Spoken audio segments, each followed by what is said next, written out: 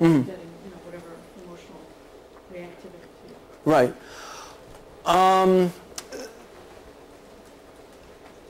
The truth is that in terms of transference, I see what I do is actually a way of kind of avoiding the transference per se, because I try to get across that this is the pattern. I'm an astronomer. I'm not your father. I'm not your brother. I'm not your teacher. I'm an observer. I just observe what you do. Now, it turns out your father was very critical, okay?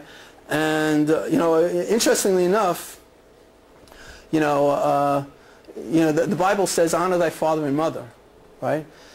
And I realize that what some people do is if my father's alcoholic, how do I honor him? I become alcoholic, all right?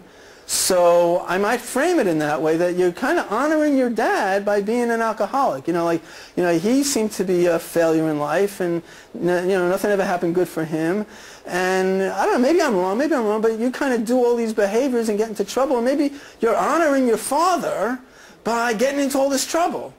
So maybe you should continue to honor your father because, look, you can't outdo your father. I understand that.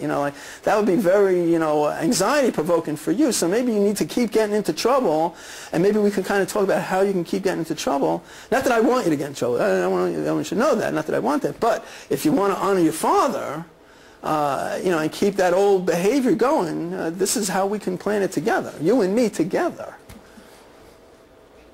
Did they ever get angry at you saying, you're lying to me, you couldn't possibly be serious? Did they ever go down that road with you? Yeah, sure. But my comeback is, why are you blaming me? This is your pattern, right? If you don't want to do the pattern, I'm not forcing you. Why are you getting angry at me for your pattern? Right? I like you. If you want to continue the pattern, I like you. And a lot of the kids, they don't know, how do I deal with somebody who likes me? Ugh. I can deal with somebody who's angry at me. I can deal with somebody who's on my case. I can deal with somebody who's yelling at me. I can deal with somebody who's telling me I'm doing it wrong. I can deal with that because that's me. What about suspiciousness, though? They get suspicious. That you're up to something. They don't know what it is because now they're a little off balance. Right. You had this before. Right. And if their attachment is already deficient or compromised, I can see where the challenge in getting the joining to happen based on the attachment deficits and suspicion. Well, interestingly enough, first of all, I don't ask the client if I can attach. I don't say, okay, we're going to attach together. I just kind of go in and I grab them and I say, now, hey, we're together. Okay. And you would think that when you do something like that, that's kind of like threatening for the client. Oh, this is like, whoa, this is scary, right? Could be. Right? Right? But for the most part, clients are like, wow, hey, this is fun.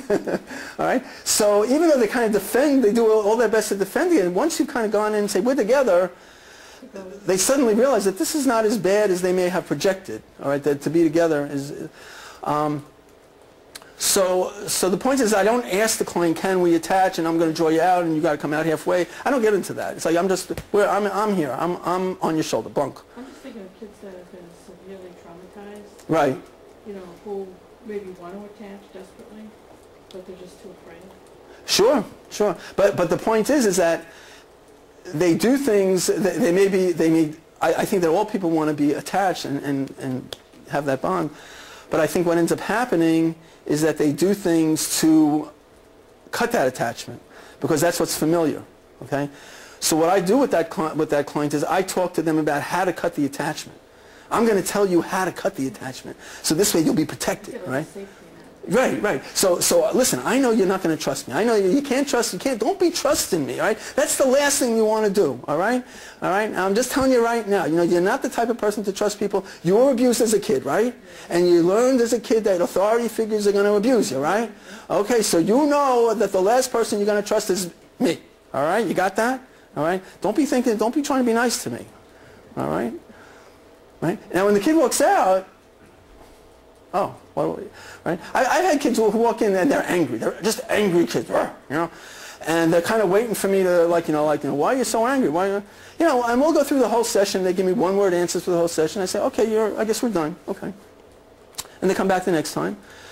And the kid might be a little more relaxed, and or still angry, and come into the session.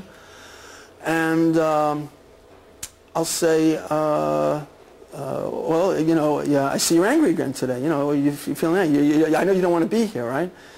Yeah, I really don't want to be here. Okay, okay. But you know what? I think you can be more angry. You know, you really, yeah, you know, I'll be honest with you. You kind of came in, you're angry, but you're not as angry as God. What I'd like you to go is go out and come back. I want to see real anger about having to come in. And I send the kid out, you know, to come back in to be angry. And of course, the kid can't do it because now, but now I've raised his awareness around the anger issue, okay? And the kid realizes that I'm bonding with him, that that I've just created a bond with him. I was working with one kid who, he was assigned to me, a real street kid, and he was supposed to come for a first appointment. But he's not coming to Dr. Kaplan. I'm not going to Dr. I ain't going, just ain't going, all right? So, I mean, it's a residential facility, so I went to his cottage, and I said, you know, Steve, I'm here to talk to you, you know, and this is what Steve does. You know, I'm standing over here, Steve does this, right? Does one of these, right? Right? Not, refuses to talk. Okay, so I come back the next week, you know, well, we have an appointment next week, I hope to see you in my office, I'll see you then. Of course, next week comes around, and, you know, doesn't show up in my office. And again, I go back to the cottage. Steve, you know, I was waiting in my office. You didn't come. One of these. Right? Just no acknowledgement. Again, and I did this the third week, and I do this the fourth week. And finally, the fourth week, I said, like, Steve, if you don't want to talk to me, you got to give me the message. You got to give me the signal. You got to give me the signal, Steve. So I said, what's the signal, Steve? And he does this. He goes, I go, signal. No, that's not the signal. What's the signal, Steve? He goes, no, Steve, that's not the signal. Come on, Steve, what's the signal? Give me the signal. And he's like, signal? I said, no, that's not the signal. I said, Steve, let me show you the signal. That's the signal. Right? And he cracked up.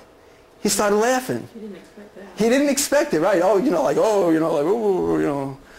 But he cracked up. He started laughing. Now, what I can tell you is once you get him laughing, there's no going back. So when you do interventions, and they're funny, you know, the paradox, they're funny. They're kind of like, they're absurd. They're off the wall. And the client is like, oh. And once he started to laugh, now, you know, now we have a relationship. Okay. So now we're going to what